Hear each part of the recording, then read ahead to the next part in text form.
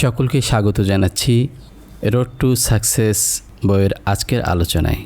Road to success 15 billboards, অধ্যায় 4, উদ্ভাবনী ক্ষমতা। রোড টু সাকসেস এর চতুর্থ চাবিকাঠি হল উদ্ভাবনী শক্তি। প্রত্যেক সফল ব্যক্তিকে অবশ্যই উদ্ভাবনী শক্তির ব্যবহার করতে হয়। এই উদ্ভাবনী শক্তির ব্যবহারের জন্য আপনাকে শিক্ষিত হতে হবে না। যখন আপনি উদ্ভাবনী শক্তির ব্যবহার করছেন, তার মানে আপনি পুরনো কোনো ধারণাকে বদলে নতুন উপায়ে সে একই কাজ করছেন। ঠিক যেমন পুরনো বাড়ি ভেঙে নতুন ইট দিয়ে তা আবার তৈরি করা। একদিন এক যুবক হাতে একটা ট্রে নিয়ে কিছু মানুষের পেছন পেছন লাইন ধরে হাঁটছিল একটা ক্যাফেটেরিয়াতে রাতের খাবার গোছানোর জন্য। লাইনে দাঁড়িয়ে থেকে তার উদ্ভাবনী শক্তি জেগে উঠল। নিজেকে মনে মনে শুধালো যে জারটা নিয়ে নেবে এমন একটা মুদি দোকান দিলে ভালো হবে না কেন, যেখানে লোকেরা আসবে, যা চাইবে তা নিজেদের ঝুড়িতে তুলে নেবে আর যাওয়ার সময় দরজার আগে কাউন্টারে টাকাটা দিয়ে যাবে। ছোট একটা দোকান ভাড়া নিয়ে সেখানে তার সেলফ হেল্প ধারণা কাজে লাগানো শুরু করলো। আর এখন তার শহর বন্দরে মিলিয়ে কয়েক ডজন সেলফ হেল্প দোকান আছে। তার আইডিয়া তাকে একজন ধনী ব্যক্তি হিসেবে পরিচিতি দিয়েছে। যারা তার সেলফ হেল্প দোকানে কেনাকাটা করতে যায় তাদের সময় এবং টাকা দুটোই বেঁচে যায়। নতুন কি উদ্ভাবনী কৌশল কাজে লাগাবেন তা যদি নিশ্চিত হতে না পারেন, তবে আপনার চারিদিকে চোখ বোলান। আপনার কাজটা যদি আগের তুলনায় কম সময়ে শেষ করতে না পারেন, তবে তেমনই করে যান, কারণ আপনি যে উপায়ে কাজ করছেন সেটা অত্যন্ত ভালো কোনো উপায়। সময় এবং শ্রম বাঁচাতে পারে এমন কোনো কিছুই টাকার পরিমাণের যোগ্য। এ কথাটা সবসময় মনে রাখবেন এবং সব সময় চারিদিকে চোখ কান খোলা রাখুন নতুন কোনো পরিকল্পনা বা ধারণা পাওয়ার জন্য, যা আপনার সময় বাঁচাবে, কারণ এই পরিকল্পনাটাই আপনাকে রোড টু সাকসেস এ সাহায্য করবে। দক্ষিণের রাজ্যগুলোর বাসিন্দারা তুলা থেকে সুতা তৈরি করত। তুলা ব্যবহারের পরে বীজগুলো তারা ফেলে দিত বা বড় কোনো পাইপের সাহায্যে দূরে কোথাও স্তূপাকৃত করে রাখত। আসলে তাদের কাছে এই বীজগুলোর কোনো প্রয়োজন ছিল না, উল্টো সেগুলো দূরে ফেলে আসতে যে পয়সা খরচ হতো তাই তাদের জন্য ক্ষতি।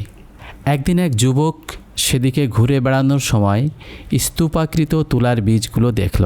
সেখান থেকে এক মুঠো হাতে নিল এবং একটা বীজ দাঁতে দিয়ে ভেঙে দেখল।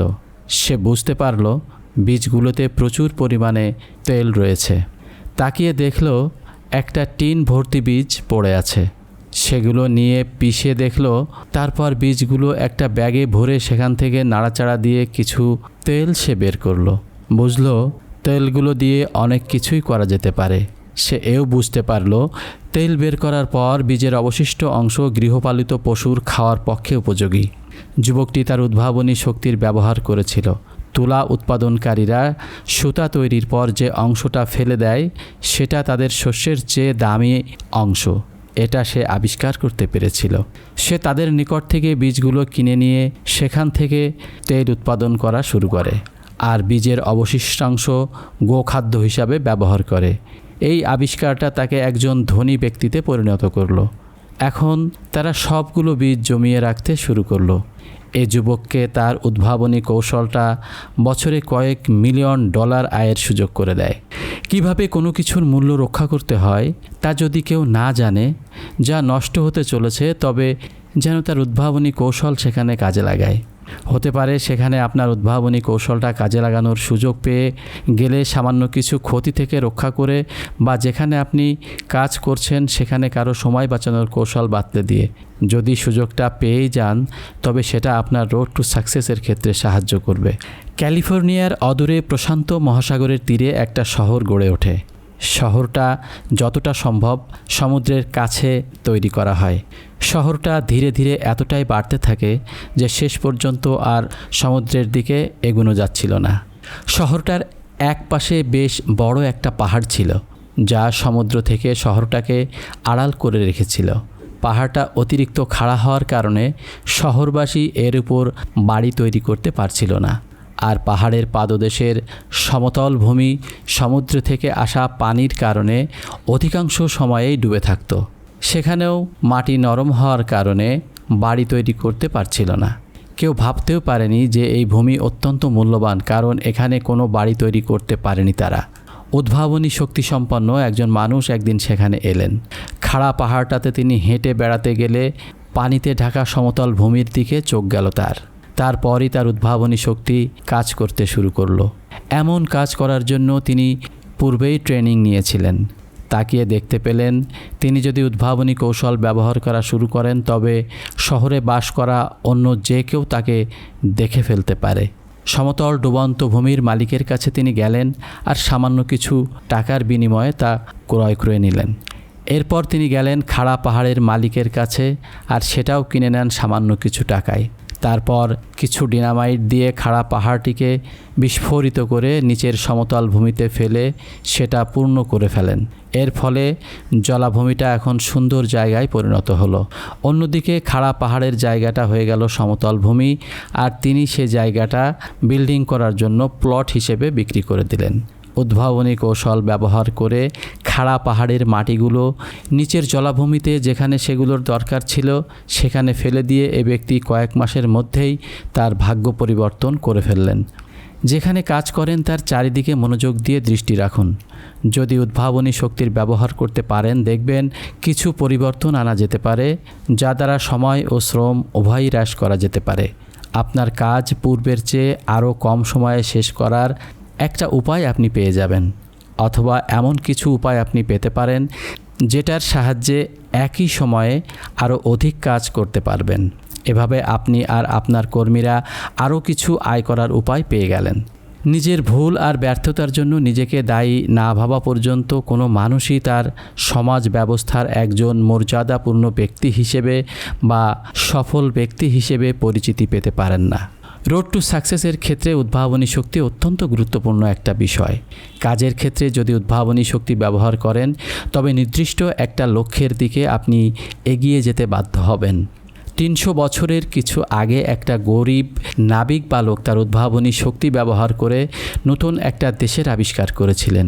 সেই উদ্ভাবনী শক্তির ব্যবহারটা ছিল পৃথিবীর ইতিহাসে উদ্ভাবনী শক্তির সবচেয়ে সম্মানজনক ব্যবহার। ওই নাবিক বালকের নাম ছিল ক্রিস্টোফার মার্লো। স্পেনের তীরে দাঁড়িয়ে সে আটলান্টিক মহাসাগরের দিকে তাকিয়ে কল্পনা করেছিল নিশ্চয়ই অন্য পাশে কোনো একটা ভূখণ্ড তো আছেই। 3টা ছোট পালতোলা বোট সে একত্র করে নতুন ভূখণ্ডের খোঁজে সাগরে ভেসে পড়ল। প্রথম দিন, প্রথম সপ্তাহ বা প্রথম 1 মাসেও কোনো ভূখণ্ডের অস্তিত্ব সে খুঁজে পেল না, কিন্তু সে না থেমে চলতেই থাকলো। অবশেষে তার ছোট্ট পালতোলা বোট একটি দেশের হদিশ পেল। কলম্বাসের উদ্ভাবনী শক্তি ব্যবহারের ফলশ্রুতিতে আজ আমরা পৃথিবীতে স্বাধীন আর সবচেয়ে ধনী এ দেশের মালিক হতে পেরেছি। এখন আমাদের এমন একটা দেশ রয়েছে যেখানে প্রত্যেকে তার নিজের একটা বাড়ির মালিক হতে পারে। এমন একটা দেশ আমাদের আছে যেখানে যে কেউ চাইলে একটা কাজ জোগাড় করতে পারে। আমাদের এমন একটা দেশ রয়েছে যেখানে প্রত্যেকে নিজের মতো করে সৃষ্টিকর্তার প্রার্থনা করতে পারে। এত স্বাধীনতা ছিল না যেখান থেকে কলম্বাস এসেছিলেন, এত স্বাধীনতা ছিল না যখন তিনি আমেরিকা আবিষ্কার করেছিলেন। এই মহান আমেরিকান দেশে আপনার এমন স্বাধীনতা সম্ভব হয়েছে কারণ কলম্বাস তার উদ্ভাবনী শক্তি ব্যবহার করেছিলেন। পৃথিবীতে এমন বৃহৎ দ্বিতীয় কোনো দেশ নেই যা আবিষ্কারের জন্য উদ্ভাবনী শক্তি ব্যবহার করতে হয়েছে। কিন্তু উদ্ভাবনী শক্তি ব্যবহার করে আপনার দেশকে আরও এগিয়ে নিয়ে যেতে যথেষ্ট পরিমাণে সুযোগ রয়েছে। সে দেশে প্রায় 2000 বছর আগে ছোট্ট একটা বাচ্চার জন্ম হয়। তার পিতামাতা এতটাই গরিব ছিল যে তাদের নিজেদের একটা কুঁড়ে ঘর পর্যন্ত ছিল না, আর তাই বাচ্চাটাকে জন্ম নিতে হলো ঘোড়ার আস্তাবলে। ছেলেটি কোনো মতে প্রাথমিক স্কুলের গণ্ডি পর্যন্ত পার হতে পেরেছিলেন। ধনী বাবার সন্তান না হওয়ায় তার বন্ধু সংখ্যাও ছিল নগণ্য। আজ আমরা যতটা স্বাধীনতা ভোগ করছি তখনকার দিনে তারা এর চাইতে অনেক কমই স্বাধীনতা ভোগ করতে পারত। ছেলেটির বয়স যখন 12 বছর হলো তখন তার উদ্ভাবনী শক্তি কাজ করতে শুরু করলো। এই 12 বছরের কিশোর বুঝতে পারলেন মানুষ একে অন্যের প্রতি দয়াশীল নয়। তিনি বুঝতে পারলেন পৃথিবীতে মানুষে মানুষে দানশীল হওয়া দরকার, আর মানুষ আরও বেশি স্বাধীনতা উপভোগ করা উচিত। তিনি সামান্য কয়েকজন লোক জড়ো করলেন। মনে হয় এটাই পৃথিবীর ইতিহাসে মানুষে মানুষে একটা ঐক্যে পৌঁছানোর প্রথম নজির। মাত্র 15 জন মিলে একটা দল গঠিত হলো। ছেলেটি ইতোমধ্যে বড় হলো, একজন মহান বক্তায় পরিণত হলেন। তিনি তার প্রচারণা এতটাই সহজ সরল ছিল যে কেউ তা শুনলে বুঝতে পারবে, ঠিক যেমন মহান আবিষ্কারগুলো একেবারে সরল আর সহজবোধগম্য হয়ে থাকে। এই মহান প্রচারক তার সারাটা জীবন ব্যয় করেছেন মানুষকে এটা বোঝাতে যে সুখ খুঁজে পাওয়াই মানুষের জীবনের একমাত্র লক্ষ্য। তিনি সকলকে বলতেন এই সুখ অর্জন করা যায় শুধুমাত্র অন্যকে সুখী করার মাধ্যমে। কিছু অজ্ঞ মানুষ এ প্রচারককে আটক করে ক্রুশে ঝুলিয়ে রাখল তার ভবলীলা সাঙ্গ হওয়া পর্যন্ত। কিন্তু তার বাণীকে তো আর মুছে ফেলতে পারল না, তার বাণী নিরাপদেই রয়ে গেল। সেটা ছিল সত্য এবং ন্যায়ের উপর প্রতিষ্ঠিত, আর যেটা ন্যায়ের উপর ভিত্তি করে প্রতিষ্ঠিত তাকে কখনো দমিয়ে রাখা যায় না। এই মহান প্রচারকের এখন লাখ লাখ অনুসারী রয়েছে যারা তাঁর প্রচারিত বাণীকে বিশ্বাস করে। হতে পারেন আপনিও তাদের মধ্যে একজন। যদি হয়ে থাকেন তবে আপনিও তার মহান ধর্মোপদেশগুলো শুনে থাকেন। এ ধর্মোপদেশগুলোকে বলা হয়ে থাকে অদৃষ্ট থেকে প্রাপ্ত, আর এই কথাটা পাওয়া যেতে পারে পবিত্র গ্রন্থে। এ ধর্মোপদেশের মাধ্যমে এ মহান প্রচারক আমাদেরকে বলেছিলেন অন্যের মঙ্গল কামনা করুন, যেন অন্যকেও আপনার মঙ্গল কামনা করে। মেনে চলার জন্য এ একটা ভালো নিয়ম হতে পারে। এ নিয়মটা 2000 বছর ধরে টিকে আছে এবং কোনো কঠিন সমস্যার সম্মুখীন না হওয়া পর্যন্ত কেউই এর লঙ্ঘন করেনি। একদিন এক গরিব যুবক মিসিসিপি নদীর তীর ধরে যাচ্ছিল। সে একটা কাঠের তৈরি কুঁড়ে ঘরে জন্মগ্রহণ করেছিল। ঘরটা ছিল একেবারে জীর্ণশীর্ণ, ভাঙা। নদী ধরে এগিয়ে যেতে যেতে একসময় দেখতে পেল নিউ অরলিন্সের সাদা চামড়ার মানুষেরা দাসদাসী বিক্রি করছে। তখনই তার উদ্ভাবনী কৌশল কাজ করতে শুরু করে। তবে মানুষ দাসদাসী হিসেবে বিক্রি করার কৌশল তার মধ্যে কাজ করেনি। তার উদ্ভাবনী শক্তি তাকে বলেছিল একটা স্বাধীন দেশে এভাবে মানুষকে দাসদাসী হিসেবে বিক্রি করা একেবারেই অনুচিত কাজ। তারপর বহু বছর কেটে গেল। গ্রাম্য সেই বালক এখন পরিণত বয়সের মানুষ হয়েছে। তার কাছে মনে হলো দাসদাসী বিক্রি করা ধর্মীয় শিক্ষার মধ্যে পড়ে না। আমেরিকায় দাসদাসী বিক্রয় করা বন্ধের জন্য তিনি মন স্থির করলেন। এক সময় সে সুযোগও আসে। আমেরিকার মানুষ তাকে প্রেসিডেন্ট হিসেবে দায়িত্ব পালনের জন্য মনোনীত করল। দাস প্রথা বন্ধের নির্দেশ দিলেন তিনি। আর এভাবে আব্রাহাম লিঙ্কন একটা ভালো উদাহরণ তৈরি করে গেলেন যা আমরা প্রত্যেকে অনুসরণ করতে পারি। লিঙ্কন তার জীবন উৎসর্গ করে গেলেন পৃথিবীতে শান্তি, স্বাধীন এক দেশ উপহার দিতে গিয়ে। লিঙ্কন ন্যায় ধর্মে বিশ্বাস করতেন। তিনি বিশ্বাস করতেন আমাদেরকে সৎ এবং সত্য কথার পূজারী হতে হবে। তিনি বিশ্বাস করতেন সকলে যেমন বাজারঘাটে একে অন্যের সাথে মেলামেশা করি, ঠিক সেভাবে আমাদেরকে এই নিয়মটা মেনে চলতে হবে। লিঙ্কনের চাইতে ভালো কোনো প্রেসিডেন্টের দেখা আমেরিকা এখনও পায়নি। তিনি বিশ্বাস করতেন কালো বা সাদা যাই হোক না কেন, একজন মানুষ তার কৃতকর্মের পুরস্কার অবশ্যই পাবে। তিনি বিশ্বাস করতেন প্রত্যেকে যতক্ষণ তার দেশের প্রতি বিশ্বস্ত থাকবে ততক্ষণ সে দেশের কাছ থেকে মৌলিক অধিকারগুলো ভোগ করতে পারবে। নিজের উদ্ভাবনী কৌশলের ব্যবহার করুন, আর হতে পারে কোনো উপায়ে আপনার নামটাও অমর হয়ে থাকলো তাদের সাথে যারা পৃথিবীতে ভালোর জন্য নিজেদের নিয়ে গেছেন অনন্য উচ্চতায়। সকলকে অসংখ্য ধন্যবাদ ধৈর্য ধরে সাথে থাকার জন্য। আগামী পর্বের আমন্ত্রণ জানিয়ে আজকের মতো এখানেই শেষ করছি।